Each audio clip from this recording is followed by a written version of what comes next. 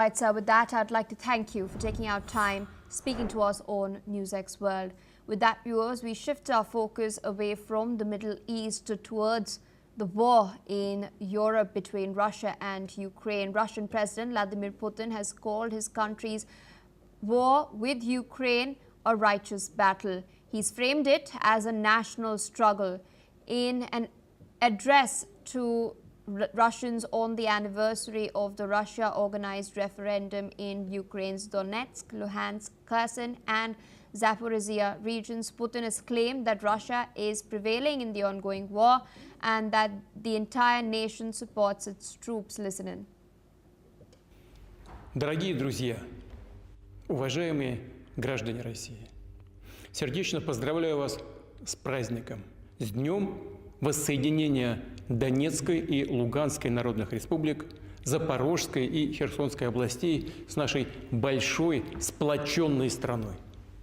3 года назад на референдумах в Донбассе и Новороссии миллионы наших соотечественников самостоятельно и свободно определили свое будущее. Сделали реальностью мечту, с которой жили долгие годы. Приняли важнейшее, судьбоносное решение – быть со своим Отечеством, с Россией. Сегодня, защищая этот выбор, поднимаются в атаку наши бойцы и командиры.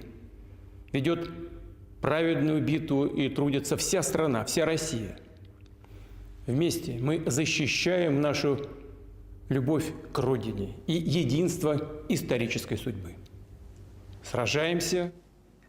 Additionally, Putin has expressed confidence in guaranteeing Russia's security and has promised for peace in the Donbas region. Now, this statement comes amid a shift in the United States' approach towards Ukraine. US President Donald Trump, who met with Putin in Alaska earlier this year, now believes that Ukraine could regain all territories that it lost in the war. Additionally, the US is also considering supplying Tomahawk cruise missiles to Ukraine, which is a move that could allow Kiev to strike deeper into Russian territory, giving it an edge in the battle on the ground. Meanwhile, Moscow has responded, warning that US military personnel assisting with the launching of these missiles would be targeted. Russia has further stressed that it reserves the right to strike military installations in countries that allow Ukraine to use weapons against Russia.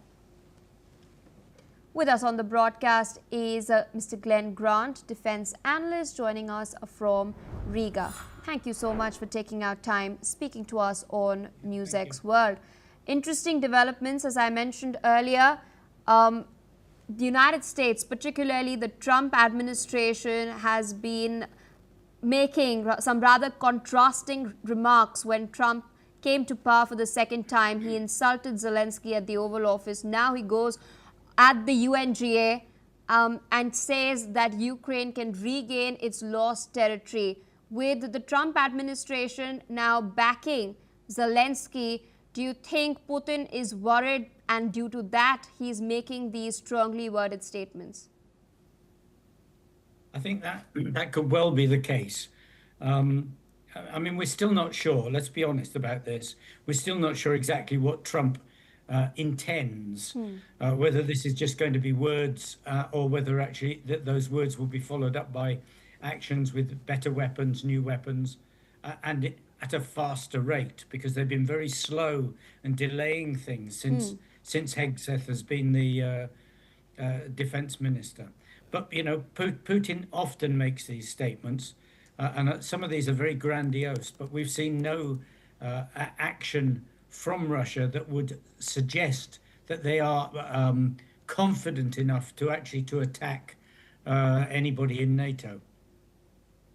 And do you think NATO is still treading rather carefully because they do not want to embroil themselves in a hot war with Russia, even though we have seen the Weimar mechanism in place with the meeting that has taken place in Warsaw recently? Do you still think NATO is treading rather carefully and is not towing the line?